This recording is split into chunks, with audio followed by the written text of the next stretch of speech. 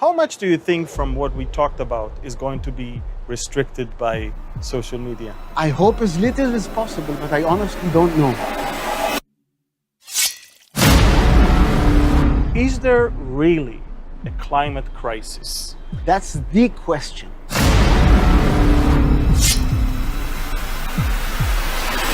That causes poverty.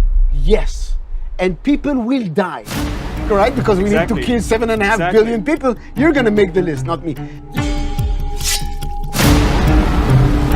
And how can you search for truth without expanding and without questioning the existing knowledge?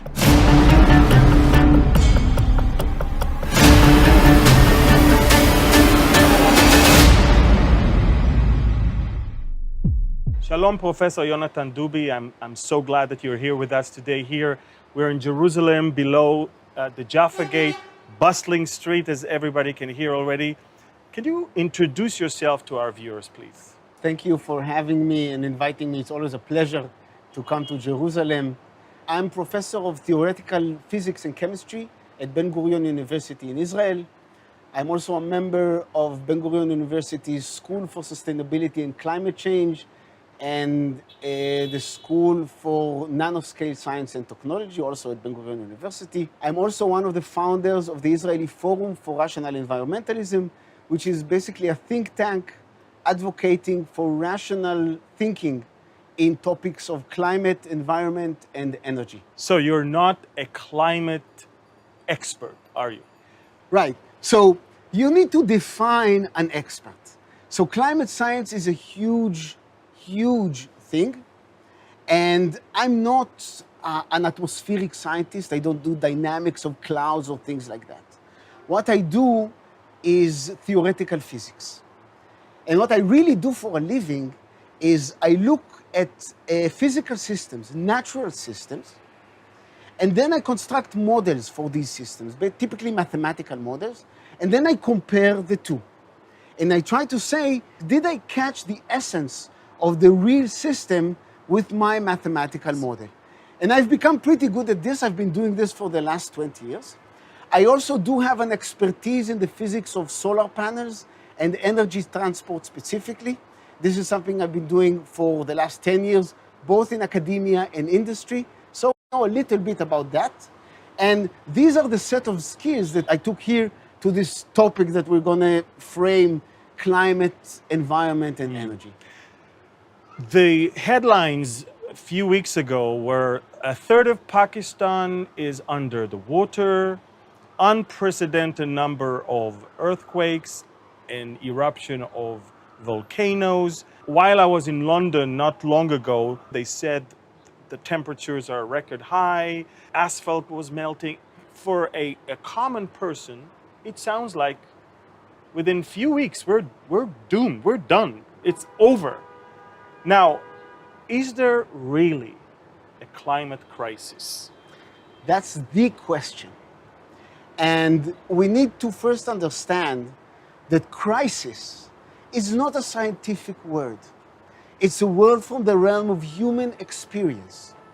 So what we need to do when we're addressing the scientific facts and the evidence and the data is to try and quantify what we mean by a crisis. And let's think, first of all, what we know. Well, we do know that the temperatures of the globe have been rising. Now, the globe is a big place, the world is a big place, and it doesn't have a temperature, right? It varies, the temperature varies over day and night, winter and summer. Different places around the globe have different temperatures. You're quoting the Bible right now. Well, because in Genesis, that's what it says. When God created, it was day and night, cold and warm, winter and summer. You're just quoting. Go ahead. Well, and I you love know, it. the evidence supports this. Yep, I know that. And you can cook up a number, an average number, taking all sorts of these things into account, and ask what happened to this number, right? And as far as we know from the data, that number has indeed risen. In the last 120 years or so, it has risen by about 1.1 degrees centigrade. Now, is this a crisis? That's not a well-defined question, right? Because we hardly feel it in our lifetime because the change is so slow. 1 degree over 100 years, we don't really feel it personally. So you need statistics. So let's try to quantify crisis. What's the worst thing that can happen? People talk about sea level rise. Correct. Right? That's the major concern. That's a And major they always concern. show you melting the glaciers and icebergs, and that's where they go with it. Right, and you see pictures of Manhattan Correct. Underwater, and in Hollywood you see movies. But what the data shows, and we have pretty good data about sea level rise, is two things. You look at the sea level, at the height of the sea level, and you see two things. First of all, the sea level has been steadily rising since the mid-19th century. So long before humans started emitting anything into the Is atmosphere. that the 1800s? Yes, 1850, 1870, we were coming out of the Little Ice Age. Europe was frozen. And as Europe started to defreeze, sea levels are beginning to rise. Now, sea level rise due to two things. One is the thermal expansion of the oceans, and second is the melting of the icebergs. And it's constantly rising regardless of what we did, because it started long before we started emitting anything. Now, the second thing you can do is look at the rate of sea level rise. And when you look at the numbers, you see that the rate of sea level in the past 100 years is 3 millimeters per year. That's 3 centimeters a decade. Which is a little bit more than an inch. A little bit more than an inch. And 30 centimeters a century. That's, 22 inches. 22 inches, right? Now, In a decade. in a century. 22 centimeters in a In century. a century. In 100 years. In 100 years. Wow. That's not an immediate, imminent catastrophe. It's just, something to take into account. Build a small seawall or put some sandbags near the ocean front, and you're done with it. We have examples of nations who dealt with this pretty easily. The Netherlands has been underwater for centuries, and they basically solved this problem with canals and seawalls. That's easy technology. During high tides, 50% of Netherlands area is underwater, and they had no casualty from a flood since 1953. It's also not uniform across the globe. And many of the places which have high sea level rise is actually due to the land sinking. In Israel, the sea level rise is 0.7 millimeters a year. That's 7 centimeters in a century. That's less than 3 inches. Wow. Yes, it's just, I do not see why is this a catastrophe. Now, people who talk about this as a catastrophe say, oh, we're going to wait in 100 years, we're going to see the sea in somewhere else. And really, people are just going to wait? No one is going to do nothing if they see the level rise. That's just not how people work. They're going to build a seawall, maybe move a building a few meters back. People are going to adapt to this problem. It's very slow. It's not frightening. But the question is, first of all, there's always extreme weather events. This is the second fear, right? Extreme weather events. But when you look at the data, and amazingly enough, the data has been accumulated by none else than the IPCC, the Intergovernmental Panel for Climate Change. This is the body chartered by the UN to gather everything we know about the climate crisis. And we can talk about the IPCC and its origins. We will talk about the Paris Agreement and the Glasgow Pact in a few seconds. The IPCC sends out a report every few years. The last one came out in 2018. And these reports are built in several parts. One, the first part is the scientific report. That's not a bad report. It's huge, 2,800 pages long. I've read most of them. And let me guess, very few people read it. Very few people read it. It's a daunting and extremely boring task. And you read almost 2,000 pages? Yes. It's very hard to do. Yes, and it's very technical. It's not an easy read. And so, out of this paper, they dilute summary for policymakers. That's about 40 pages long, not written by scientists, written by bureaucrats and politicians. And even this, no one reads. So it's diluted to to a summary for policymakers, about 40 pages long. This is not written by scientists. It's written by bureaucrats and So politicians. 2,800 pages written by scientists. Yes. Diluted to 40 pages for policymakers that were not written by scientists. Not written by scientists, and even this no one actually reads. They dilute this to a few pages of bullet points, and this they hand out to politicians and news outlets And how the far media. are those bullet points from the 2,800 pages? Amazingly far. Far. And extreme weather events are the example for that. Because if you read the summary for policymakers or the bullet points, you are for sure, you know that we are facing extreme weather events. But as you look at the statistics, and this Of is written, their report. yes, black and white, you see that there is no evidence whatsoever that there was a rise in extreme events in the last 100 years where the temperature has already risen by 1 degree centigrade.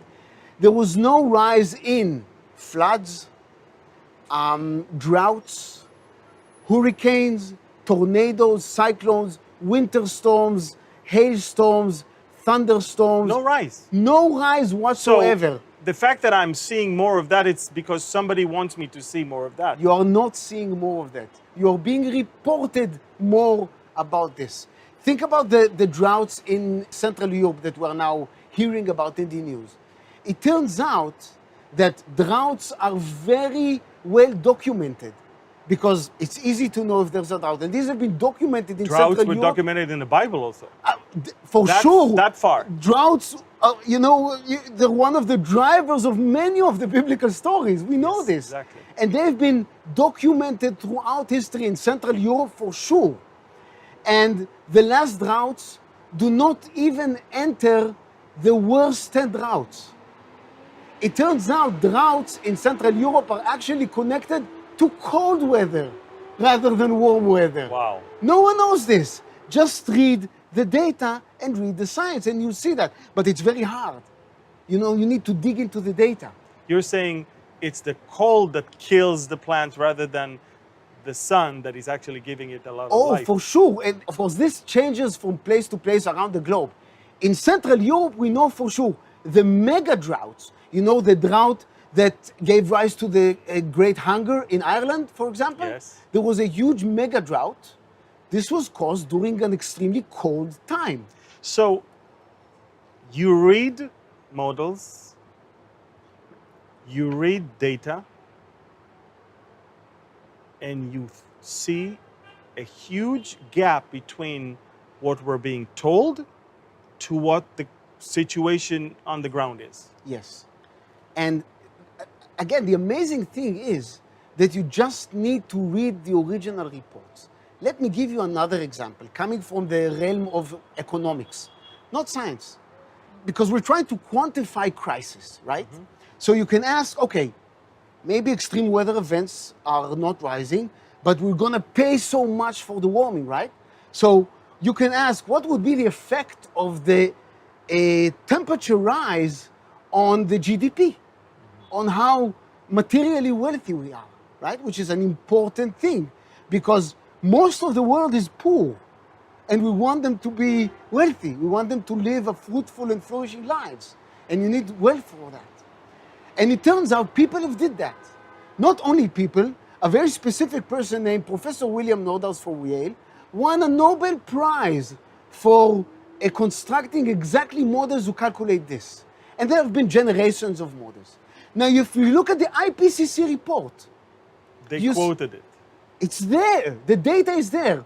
You see that for a 3 degree centigrade rise, which is maybe something that's going to happen within 100 years from now, we don't know, but maybe we can talk about this, the total loss of GDP will be about 3 to 5%.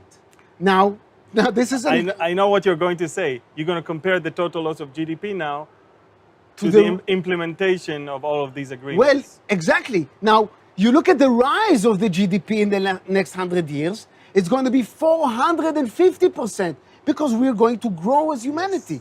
So instead of being rich by 4.5 times, we're going to be rich by 4.36 times. That's a 6-year delay. Yes. That's it. an imminent crisis? And I have a question. So we talked about 2015 Paris Agreement that at the time President Trump left, and in 2021 America rushed back into it. What would have the implementation of this agreement, first of all, what is this agreement trying to say? And what would be the damage to world economy from the implementation thereof? The Paris Agreement is unbelievable. The Paris Agreement is not a legally binding document. It's kind of a voluntary agreement or a statement of intentions signed by countries in the UN in 2015 in Paris, stating that they will reduce their greenhouse gas emissions, mainly CO2, but also other greenhouse gases. And there are two important things about this agreement. First of all, it cannot be done. They cannot do it. We cannot do this. And we can talk about the technology. You're saying we, as much as we humanities, cannot change, cannot reduce temperature. No, and we can talk It's about scientifically, this. I believe so. As a professor. Yes, it's an engineering thing. And we can talk about this a lot at length. The second thing is the costs. The costs of abiding to the Paris Agreements are unbelievable. A good few percent of the GDP of the US economy every year.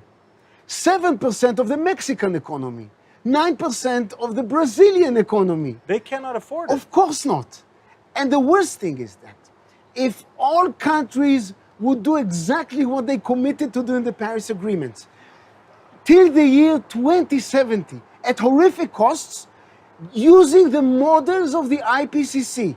Their own models. Their own models. The change in temperature, the global temperature would be 0.07 degrees centigrade. Unmeasurable. But the life of hundreds of millions will be unbearable. And this is already happening. I've seen demonstrations of Dutch farmers and now German farmers. They're being told to kill their cows. Literally. Yesterday, the Secretary of the EU announced that all EU countries are committed to reducing private usage of energy. Correct. During peak hours. This means literally that the citizens of European countries will not be allowed to use as much electricity as they want. They cannot heat their homes, or cool their homes, or watch TV, or use a wash disher and the fridge at the same time, or drive their car. These are restrictions which will come from the EU to their personal lives because they don't have enough electricity. And the reason the Europeans do not have enough electricity, people will tell you, oh, this is all due to Putin and the crisis in the Ukraine. And this is a misleading statement. Wow. Because the energy crisis in Europe started way before the Ukraine crisis. It started from decision made 10 and 15 years ago, fueled by climate panic. Wow. And climate alarmism. Because the Europeans, we're so afraid of CO2, we are not going to burn anything on Europe. We're going to invest all our efforts into wind power and solar panels in Belgium, which has 300 cloudy days a year. But more than that, we will not invest in infrastructure for fossil fuel-based power. So they did not build storage facilities.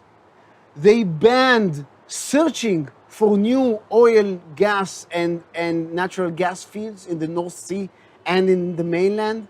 They banned fracking, which, we're talking to mainly US listeners. The fracking changed the economy of the United States. It's an amazing thing. And you cannot frack in the continental Europe. Amazing. They banned it completely, and they put all their will on wind power, which is intermittent. Now, we need power not when the sun is shining, not when the wind is blowing. We need power when we need power. So in order to compensate for the intermittency, you use natural gas. And that's when Putin gets into the That's what picture. Putin. And the Germans and the rest of Europe decided not only that they're going to invest in intermittent sources, which means investing really in gas, natural gas, they're going to buy everything from one person. The one person you can trust. And that Vladimir Putin, who is now showing them that he's a very... the origin of the crisis is not Amazing. Putin. It's the decisions. Now, I have to say, I'm not a huge Trump supporter. He has many flaws as president, but he did some amazing things. Honestly, he did. One of the amazing things he did is pull out of the Paris agreements, and there's a recording. It's all over the internet. You can look it up, where he's meeting with NATO delegates, and he's saying, what are we doing here? I'm paying for NATO to guard the European borders, and you are buying 40% of your gas from Russia. Which is the enemy of NATO. And they're laughing at him. There's a German and the Angela Danish, Merkel, she really laughed. and they're laughing at him. And it turned out... They thought he's the ignorant. And it turned out to be amazingly correct. And this is the weakness of the Western free world, powered by climate panic. Amazing. That's the origin of this energy catastrophe. And we're facing an energy catastrophe, and there are ripples effects for that. And you will feel them. Of course. This is increasing, unbelievable rise in energy prices. We see this in the US. This is a ripple effect. That causes poverty. Yes. And people will die. Yes. Because, and this is something maybe the audience should know, heat is a much milder cause of death than cold. In the and this is a well-known, well-documented statistics. In the Western countries, people die 4 times more from cold than from heat. In the underdeveloped countries, 20 times more. From cold? Yes, in India and in Africa, where you're thinking, the warm places, still 20 times more deaths from cold than from heat. Amazing. Because the human body has evolved in heat, in hot places. We're a tropical species. If it's hot outside, 40 degrees centigrade, you go to the shade, you drink a glass of water, you'll be fine.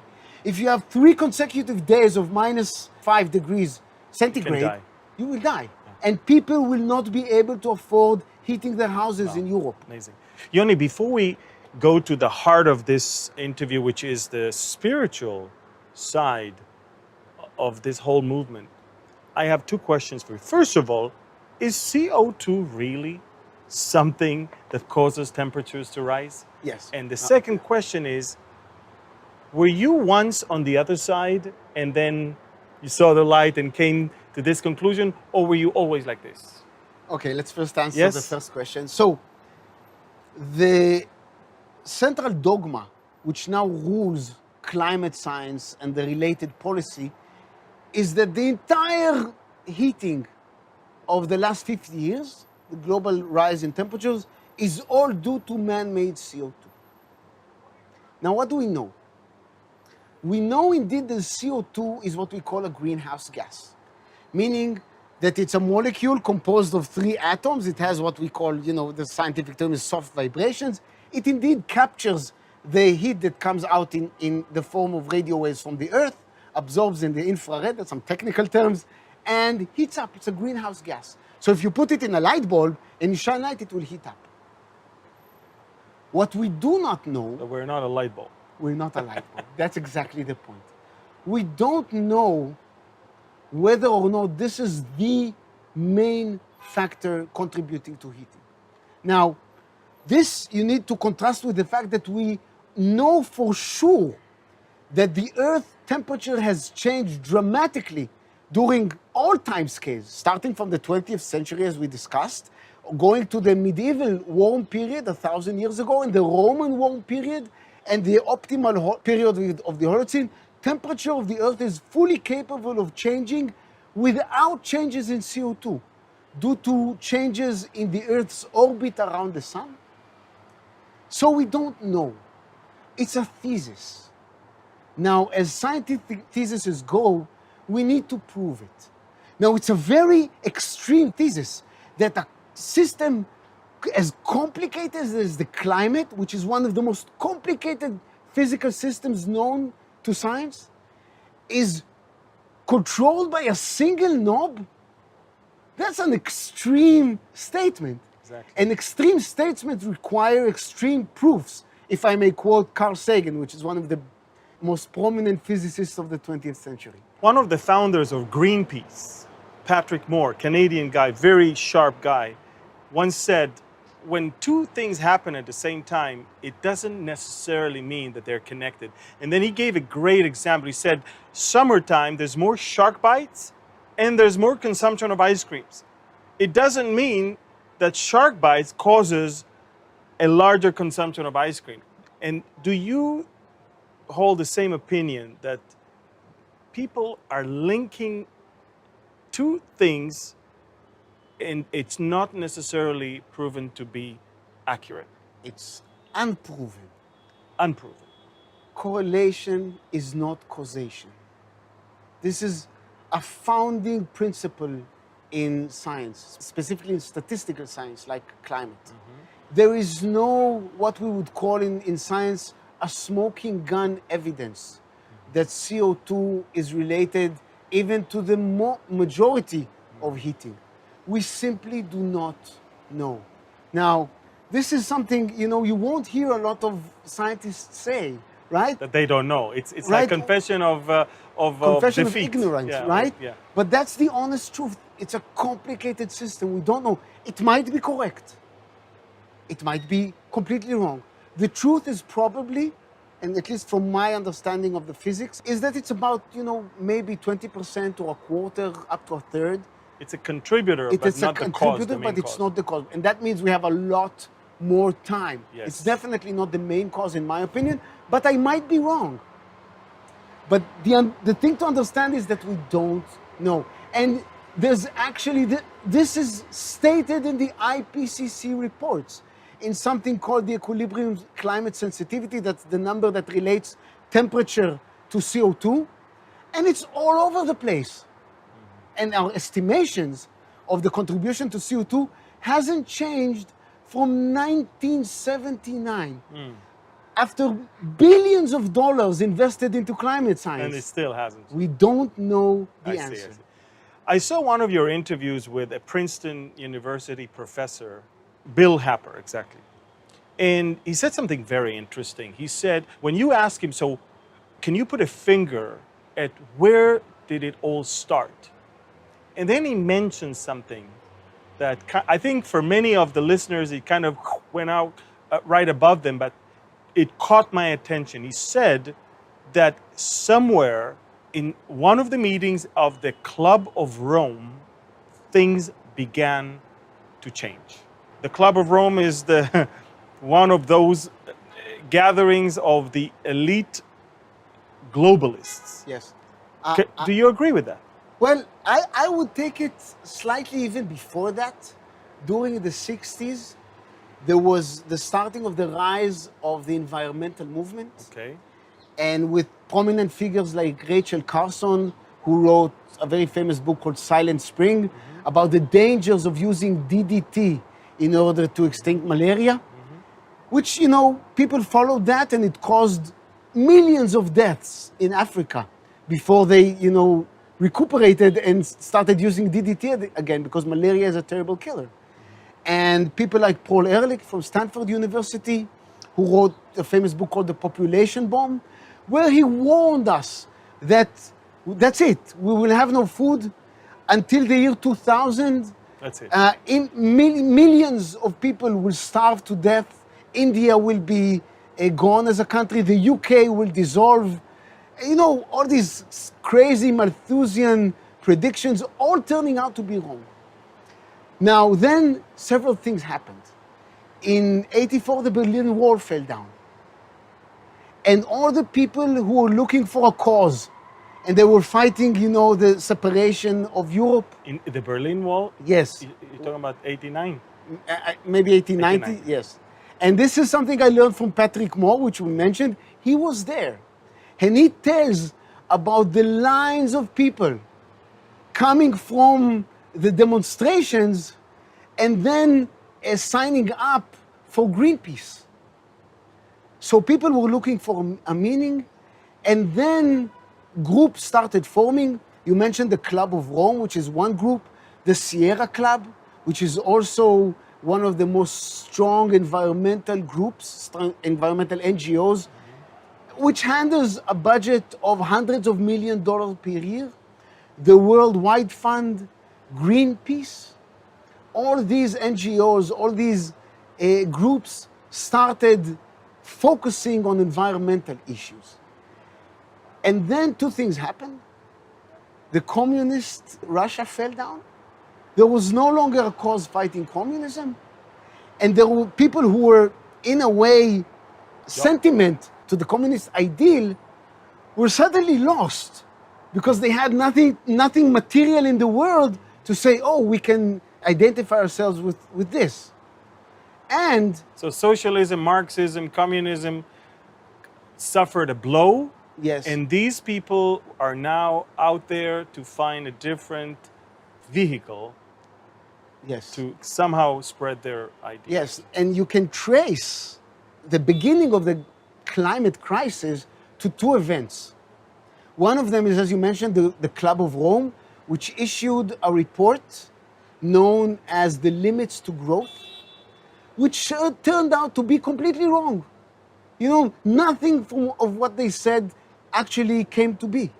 But the one thing that remained is their hatred towards population growth. Yes, and we will talk about this. Yes. And the second thing is a testimony by a Professor James Hansen, which was the leading climate scientist in NASA, Yes. in a congressional statement, where he said, oh, the Earth is warming. And following an amazing series of predictions, you know, Florida will be underwater, Arctic sea ice will be gone by the year 2000, skiing in Aspen will be gone. I went to skiing in Aspen in 2008 when I was a postdoc in the US. And people were saying, we should ski now because in a few years it's gone. And when did you go to ski again after that? Well, I go to ski almost every year when I can. And you know, still snows in there. Aspen are still there and they're doing fine.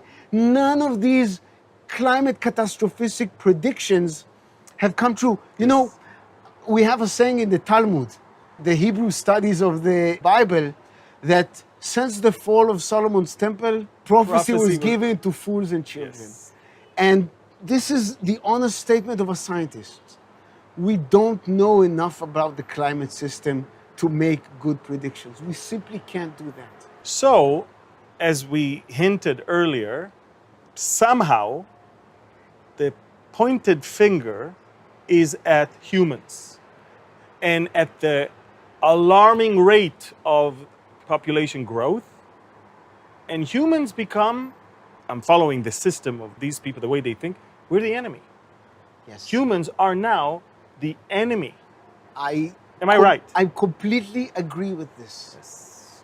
When you try to look at the root philosophy behind the climate alarmism, what you find out is that the ideal is an unimpacted nature, Gaia, the environment. You hear people talking, we must save the environment. What is the environment, right? It's an intangible thing. What is it? So it has evolved into a spiritual thing. It is a spiritual and thing. And a goddess in a way. In a real way.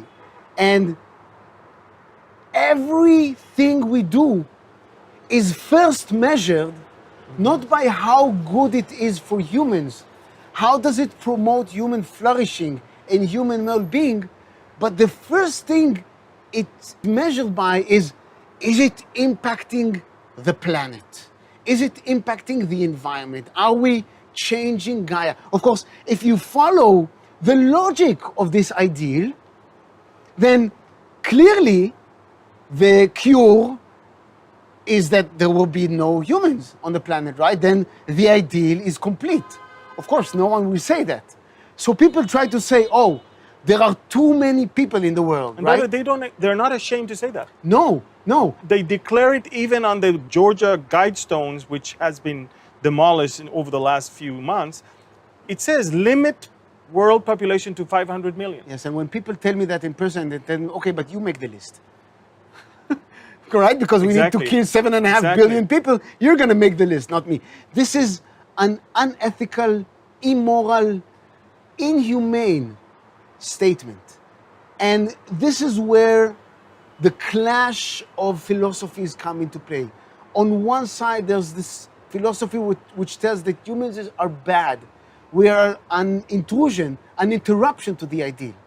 While I am a humanist, I long for human flourishing and human well-being. I want to reduce human suffering as much as I possibly can, on the personal level, on the community level, and if I can, on the global level. Now, the amazing thing is that the statistics clearly show that the more people we have, the better off we are in essentially every measurable quantity. If you look at GDP, if you look at literacy percentage, if you look at lifespan, if you look at health, various parameters of health, if you look at hunger, the percentage of malnutrition children, in any measurable quantity, the more humans we have, the better off we are. There's an amazing book that came right a few weeks ago by two authors, Marian Tupy and Gail Pooley, called Superabundance, where they actually do the statistics. And it's unbelievable.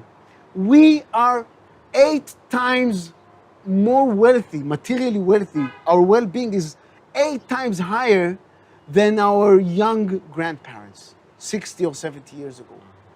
That's an amazing number. We've basically eradicated world poverty. If you look 100, 150 years ago, 85 to 90% of population were below the UN absolute poverty line, $2.9 a day. Now that number is at 10%. How did we do this? We do this by innovation. We did this by free thinking. And we did this really by allowing people to have kids. More people mean more brains that can think and innovate and make our life better. Now, and we also did this, allow me to add, using fossil fuels. Yes. We differ on many levels when it comes to spiritual things, because I think you said to me you define yourself as an atheist. Am I right? Well, an atheist or agnostic, I'm not sure. You're not sure. Well, I'm here hopefully to change it, but I will tell you that I truly believe not only in creation, but I also believe that scripturally, the Bible says that when God created the world, it was very good. It was very, very good. And it's only from the moment sin entered the world, we are watching everything imploding. And it seems like mankind is trying to find solutions ever since to recover from the problem that mankind could have easily avoided if they only did what God told them to do. Now, I will tell you that this drive to kill people. And this is a strong statement that you're saying. Drive to kill people. I don't think people are consciously thinking that, but this is what their actions imply. Yeah. I totally agree with that. I'm telling you, there is a huge difference between what they say and what they mean. And I can tell you, you don't have to agree with me, but I can tell you that from a spiritual perspective, when I even see how easily it is now in America and other places around the world to just decide, I've got a baby, I'm 9 months pregnant, I can kill it. It's okay, it's my choice, it's my body. The loss of evaluation of human life. Value for human life, which is exactly the opposite of the cause for human, as you just said, to actually do well, to do better. And the more we kill people, first of all, it says a lot about us and our heart, but also it brings us even down, not up, in a way, even scientifically. Oh yeah, so let me say a few things about what you said. As you said, I'm not a religious person per se, But your I mother do- is a teacher of oh, Bible. She is. So I know a lot of the You're Bible. I Jewish? read the Talmud and I read the Bible a lot. You were born where? I was born in Beersheba, in the southern In part of Beersheba, Israel. where Abraham was. Yes, Yes. So the well of Abraham, which is, by tradition, this is the well Yes, where yes, Abraham yes, took his yes. oath, was less than a mile from where my So childhood look, home. you're a Jewish guy born where Abraham himself lived for a long time.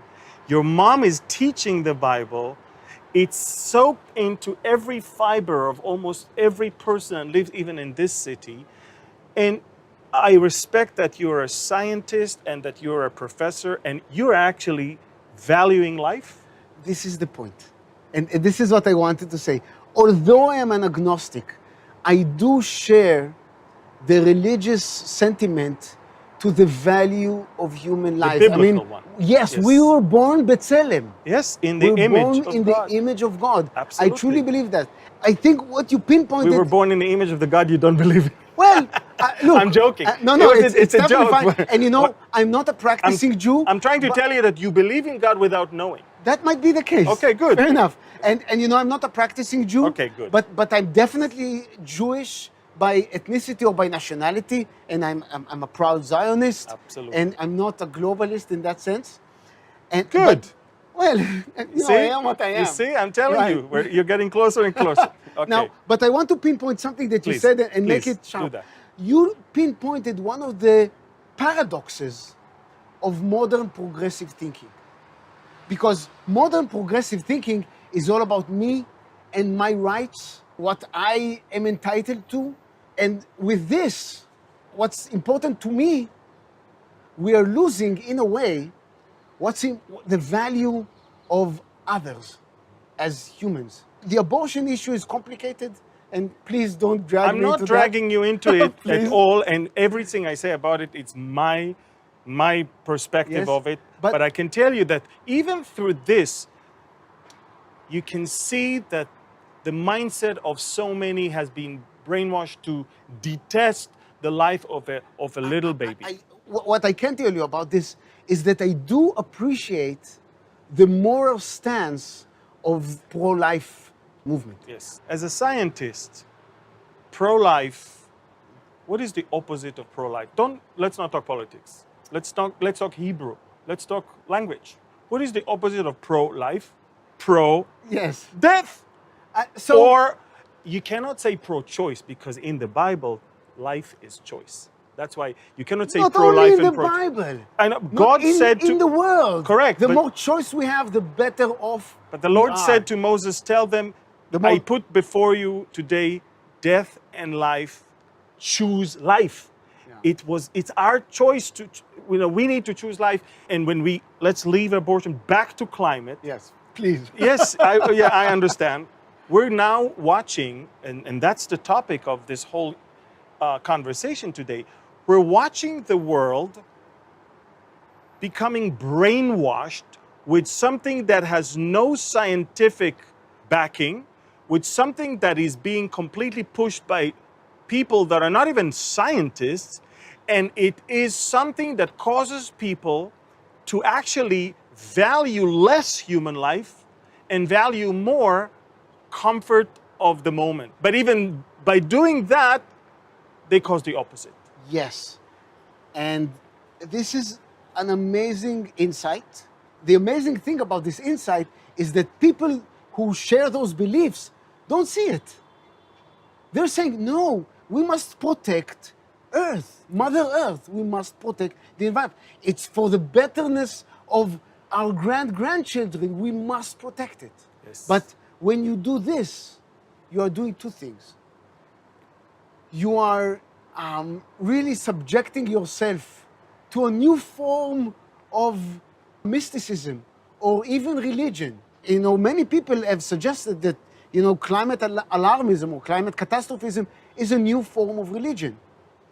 And when you're doing that, what you're really doing is making yourself feel better Correct. by taking your own moral stance while causing harm and pain and suffering to other people. mostly people in the underdeveloped world, and we can talk a lot about examples for that. But now also suffering for people in the modern world, Absolutely. in Europe, which is going to suffer an energy crisis, and the working class people in America, which need to worry about gas prices going up and so forth. Now, as a non-practicing Jew, you yourself can even see the rise of a new religion. Yes, I A can. new religion with a goddess, with priests, with the faulty people, and with the sin. Okay, I want to quote to you a verse from the New Testament that I believe in. By the way, I want to tell you something. When I became a believer in the New Testament, it was not because I read the New Testament. I actually read Jeremiah, where it says that God will give the people of Israel a New Testament. But I will tell you that it says in the book of Romans, chapter 1, in verse 25, about those people that are going to come. It says, they exchanged the truth of God for the lie and worshiped and served the creature, the creation, rather than the creator. I think this verse is summarizing what we see today.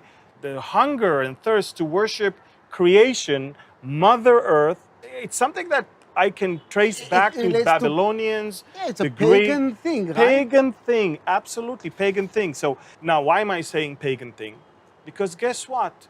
A few months ago, Pope Francis just declared that he's, by the way, is way into this whole thing. They got him big time. The Catholic Church today is very determined to take an active role in this whole thing. Yes. And I will tell you that because not long ago, we were shooting here inside the old city a video that is talking about the rise of the one world religion.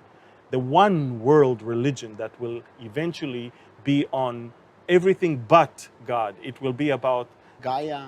yeah, it will be about nature. It will be about you choose your own sexual identity. Now, we don't go into this, but I will tell you that we are watching a rise of a new world religion, and this climate change is a huge factor in it because it creates the alarm that the world needs in order to group around an idea that is not necessarily belongs to a specific religion. Yes. First of all, let me say that this is not my own idea. I mean, this idea of climate alarmism as a new religion was already raised by Patrick Moore and by Michael Schellenberger and other. Yeah, but Patrick Moore made a mistake in the way that he believes that Christians are the biggest propagators of this. And I'm telling you, millions of people that are watching this or will watch this agree with you more than what the Pope is saying. And we can talk about why this is. And I have an idea. When you think about religion, you can compare the climate alarmist movement, and as we said, its roots in the green movement, in the environmental movements, you can compare it to the Judeo-Christian principles. Yes. You have a God. It's Gaia, right? The ideal of environment. Now you have a sin. Now the sin is no longer the Christian sin. Now it's the sin of changing Gaia. And so you the can call sin it is consumption, the consumption, sin is CO2 capitalism, emission, building capitalism. things, industry, you name it. Impacting Gaia is the primary sin. sin, right? Now, once you have the sin, you have the commandments. Thou shalt not emit CO2. Okay. Thou shalt build solar panels and wind turbines. They look like commandments. And you have prophets. James Hansen, Greta Thunberg. You have the prophets. You have priests. Priests, spreading the word. And you have believers of all spectrum, right? You have people who say, okay, yeah, maybe it's correct. You have really passionate believers. You have a Catholic hell, right? Absolutely. We're going to burn. Gaia will punish us. And they didn't even invent the punishment. They just took it out of the New Testament, right? We're going to burn in hell. They take the lake of fire and borrow it for their own. So it has characteristics of a religion. And when I talk to people, and I try to talk to as many people as I can from both sides of the aisle, so to speak, and I see it. I see people that you talk to them about the data. And they say, yeah, maybe this is correct. We don't know. You're sure. And then I ask them, so what do you think? They say, situation is very bad. We're doomed. They agree with the data, but they're captured with this mindset. Yes. Give me the main points where you see great hypocrisy in the ranks and the claims of that movement of climate change. There are numerous examples for that. You know, the climate alarmist movement, you know, these people are trying to say, oh, we want to better the world and make everything great. So they gathered in the last climate conference, this COP26, the climate conference in Glasgow. Of course, in light of the energy crisis, there was no agreement in terms of CO2. And of course, there were no delegates from China, Brazil, India, The main contributors. Malaysia, Russia. None of them was there, so there's nothing to do. But there was one contract that was signed. In a very glorious ceremony, 20 countries from Central Europe and the major development banks in the world signed a statement, a contract, that they will not invest money, lend money, or give collaterals to infrastructure construction based on fossil fuels in Africa.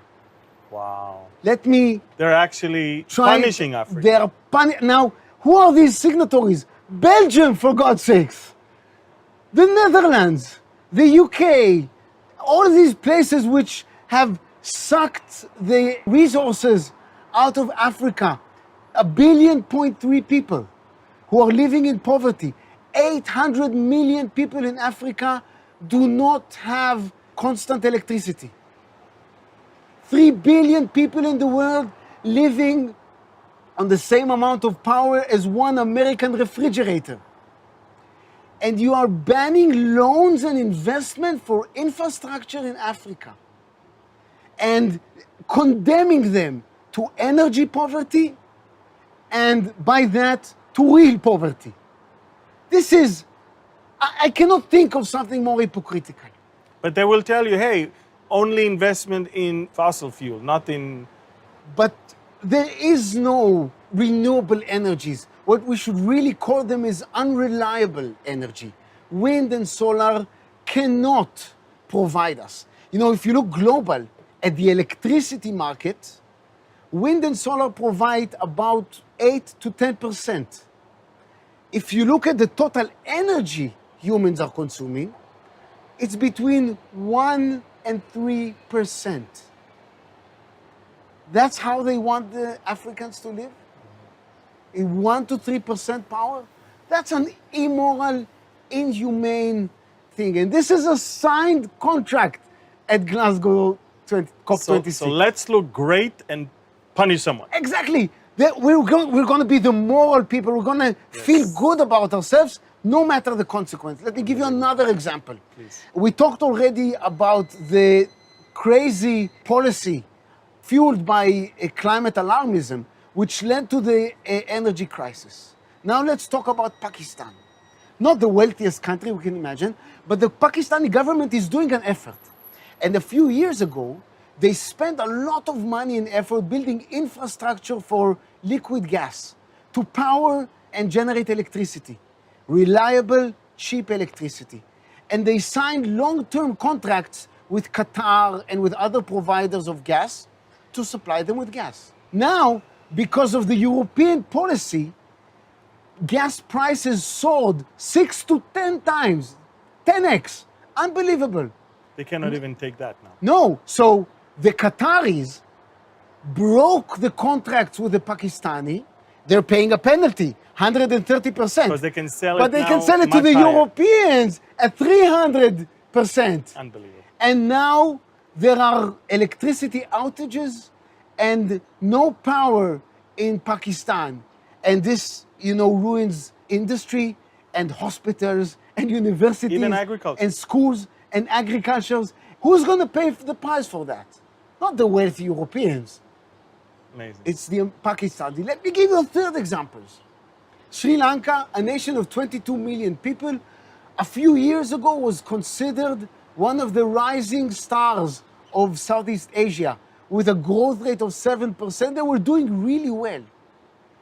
And then they were persuaded to go to organic farming. We are polluting the planet. We must use farming like our ancestors did. Within 2 years, the yield of planting in Sri Lanka went down to 25%. No food shortages in Sri Lanka. That's why they kicked out their president now. Riots in the street, Yes. violent kicking out of the prime ministers. They're bankrupt. And now they're begging the World Bank for loans. This happened in 2 years of irresponsible, irrational, and immoral behavior, Amazing. fueled by the idea that we are ruining the planet. I have many more examples Yes. like this. But I It's get it. all over the place. Amazing. I have good news and bad news. The good news is you've seen the light when it comes to climate change. Were you ever on the other side, by the way? Of course I was. Were you? I was, yes. I was liberal Progressive. left. Yes. Progressive mindset. And I was worried as the next guy about climate change. And then when I came back from the United States to Israel, I spent a year and a half in industry, working about solutions to energy conversion, using nanotechnology, whatever. And part of this work was studying what solar panels really are. And I know the physics of solar panels really well.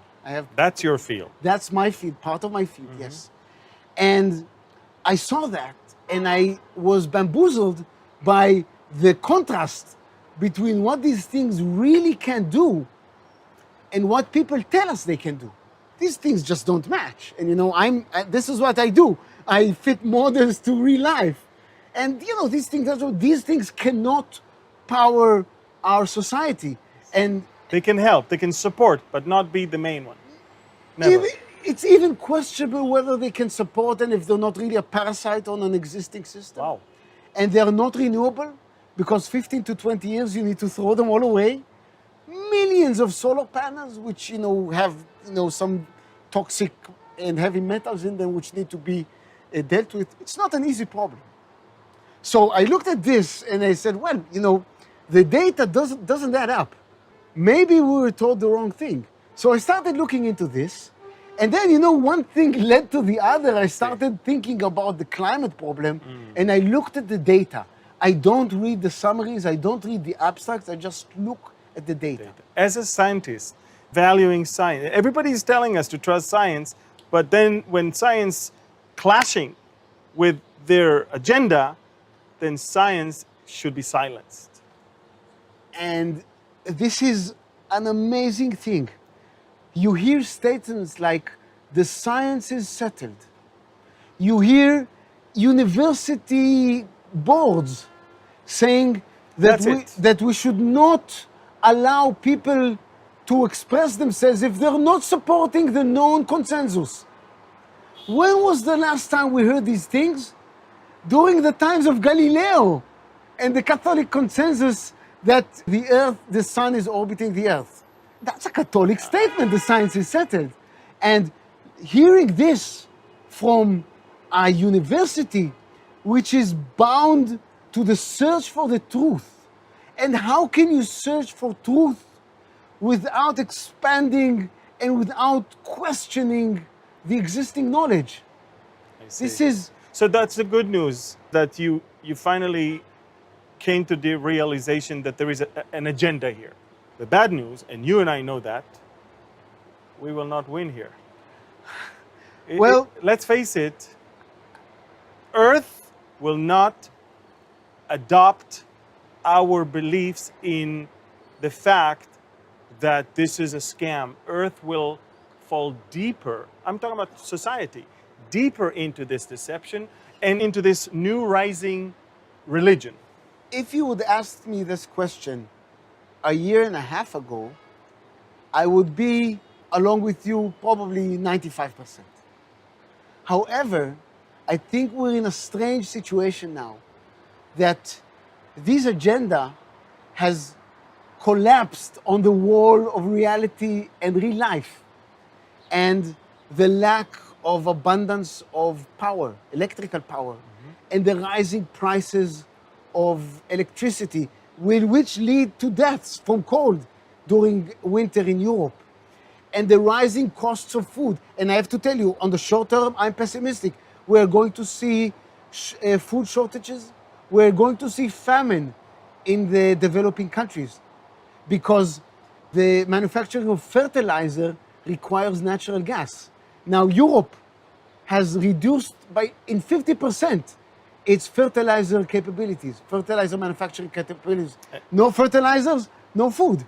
And now, with the sanction on Russia, even sanctions more. on Russia and Ukraine, and they're banning the Dutch farmers from increasing their farms. They're telling them you have to reduce their farms. These are the most efficient farmers in the world. A small country like the Netherlands supplying a huge amount of food to Europe and one of the largest exporters of food, and they're saying, no, you have to reduce your food production. And your farms and kill the cows, because God forbid, excuse me for my language, they fart and we are dying. Yes, and these things will clash on the wall of reality. And I truly think that enough people are rational enough to understand and to value human flourishing Yes. and human needs over this ideal of the environment. I want to read to everyone that is watching us. 2,000 years ago, really not far from here. Really not far. Yeah. The disciples of Jesus, they left the temple, crossed the Kidron, went up on Mount of Olives. And the Bible says, and as he sat on Mount of Olives, the disciples came to him privately, saying, "Tell us, when will these things be, and what will be the sign of your coming and the end of the age?" And then he answered and said to them, "Take heed that no one deceives you." First of all, the first thing he said, deception will be rampant. I mean, people will tell you lies all the time.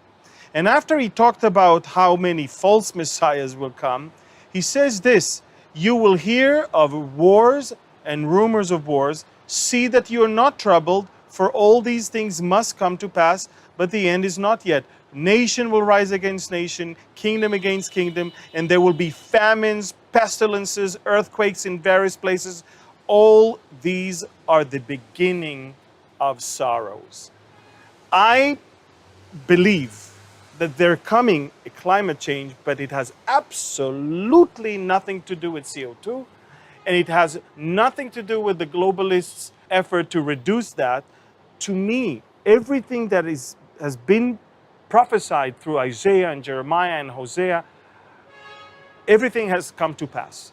So I have no doubt that there is coming a chapter in our history where things will be different, but I can tell you that I agree with you 100% that what we see today is fake crisis to promote other agendas.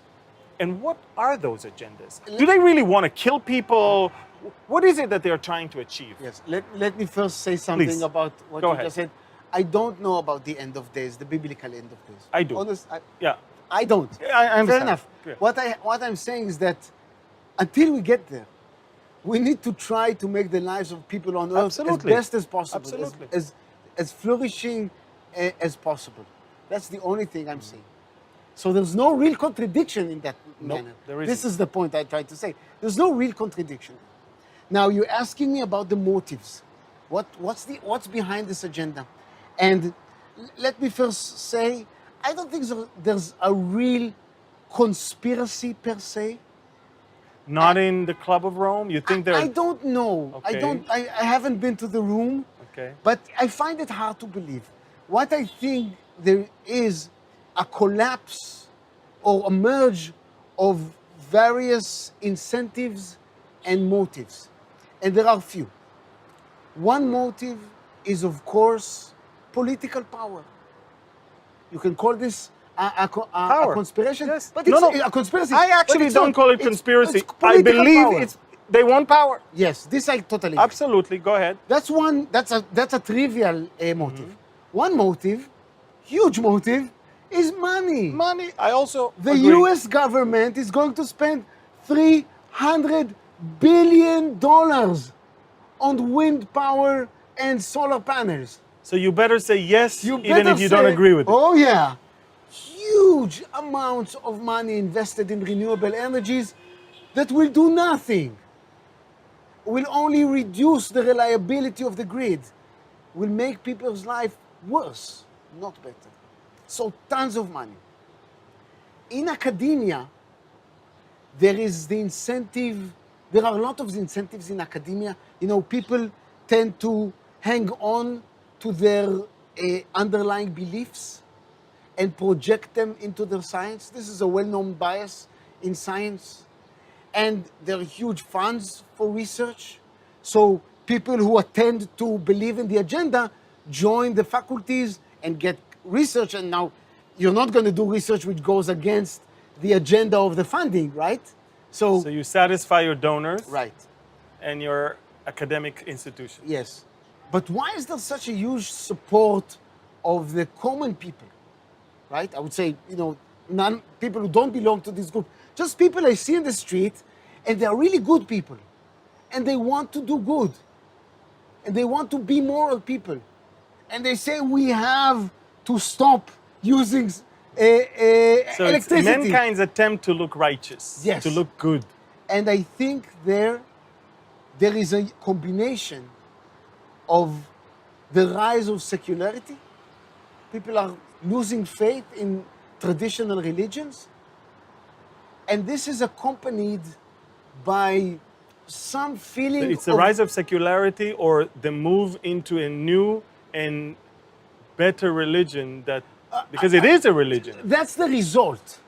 The underlying cause is the mixture of loss of meaningless or the rise of meaninglessness, which you see and it's documented in Absolutely. psychology, and the amazing material abundance that we live in. We're living in a singular point in humanity that has never been better. It's never been better. And never in the history of humanity has so many people woke up in the morning and didn't have to worry about what they're going to eat at night. So these two made a vacuum for meaning, and people need meaning. I truly think that's a deep, you can call it, you know, spiritual, I call it psychological, but that's a deep, It's a void. it's a void. Void. And it's rooted into the human condition. We need meaning. Now, I love hearing it from you. No, because I mean, you know that I know the answer, but I hear and from I you. Told you. And I told you this when you talked privately. Yeah. I completely respect this. Yes. And I find meaning in other things. I find meaning in my family and in my science and in my community and, in doing other things. But I completely respect the meaning that you find in faith. There's a difference between this new religion and organized or traditional religions like the Catholic Church. One is that the believers of this religion are unaware of the religiousness. They're saying, no, we are moral because we are moral and we believe in the science. They're taking the higher moral ground. And I'm saying, no, you are being immoral because the fundamental root of your religion is removing humanity. And Death, death, poverty, death, everything that is the I'm outcome of... pro-humanist, so you're not the moral grounds. I have the moral grounds. The second thing is that in the name of this religion, they want to tell you and me how to live. And they're doing it already. As we said, in Europe, they're going to say you can't use power. In California, the electricity authority told people not to charge their cars and not to use electricity during peak hours. In California. Wealthiest state in America. It's not going to be that for long. I know, I'm just saying. So they're already doing this. So these are two central differences. But the origin is the void that came out of meaninglessness and wealth. Now, I understand these people. When I talk to people, and I talk to a lot of people, and these are good people, honestly. These are, they want to do good. They don't know how. And what I tell them, You want to do good, you want to be an activist, fine. But don't be a global activist. Don't be a climate activist because you're consecrating a thing that doesn't exist, Gaia, the environment. These are mystical beings. You want to be an activist, be environmental activist. That means pick a fight, pick a problem that is dear to your heart, look at the main causes to the problem, and fight to solve that problem. But that's much harder. Much harder to clean the Much beaches. harder because environmental activism is local and it's hard. You know, it takes a lot of time and effort. It's much easier, you know, to go to a rally, climate rally, and say, oh, let's ban fossil fuels and make the world a better place. You're making the world a worse place. Much, much worse. Well, I think we touched main focus of our talk today, which is how climate change becomes a new world religion. And as you said, they don't even know that. They don't even notice that. Agree. They are new recruits to a semi-organized religion that has roots that goes back to Babylonian and Greek and other teachings of Mother Earth being the god, and anything that humans do that is interfering nature is actually the problem. New set of commands, new set of rules, and they don't value human lives as much as they think they do. They don't. In fact, the direct consequences of most of what they do is the opposite. In my eyes, and again, my belief is that sin is the root of problem, rebellion against the word of God. The Bible says in the book of Hosea, chapter 5, verse 15, I will return again to my place until they acknowledge their offense, and through their affliction they will earnestly seek me. I think that the affliction that this world will go through hopefully will finally get people to understand that God so loved the world. It's not that he hates the world, he loves the world. He gave us a wonderful way to come back to him by the atoning death of the Messiah and his resurrection. And in my mind, as long as humans will push God away, they will spiral down more and more to find solutions that are bringing their own destruction. This is my conviction. And I love the way you described this new religion, because it's one thing for me, based on how I believe, to say that, but it's another thing for even someone who does not hold my own beliefs to notice that, to see a professor in a university, a scientist, someone who was born here, someone who understands that there is more to these things than only what we're being told. I want to thank you, Yoni, for being with us. Is there any last thing you want to say for the audience? I want to end with a positive message. Please. On a positive note, if people are hearing us and you know they want to do good and they were thinking about going into these climate rallies or things like that, it's okay to want to do good, but there's a difference between really doing something good and doing something that makes you feel good. And this difference is important. And I want to finish maybe with a message to the viewers and to maybe to the younger people who are listening to us. When I talked to Professor Bill Happer, which was mentioned here, I asked him, so what should we do to improve the environment? And he told me an amazing answer. He said, well, most of your environment is the people around you, your friends, your family, your community. Yeah. Be nice to them. And I think this is an amazing message. Love your neighbor. That I Bill personally Happer, very like. Yes. Bill Happer, Princeton University. I think he read Isaiah chapter 1. When I read the prophet Isaiah, I nearly choked, because the first chapter of his book says God hates religion. Can you imagine?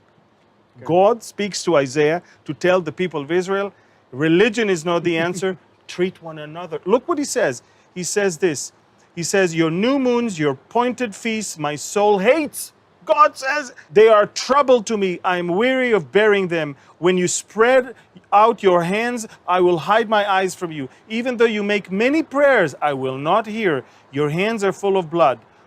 Now he says, just what Bill said, wash yourself, make yourself clean, and put away the evil from your doing from before me. Cease to do evil, learn to do good, seek justice, rebuke the oppressor, defend the fatherless, plead for the widow.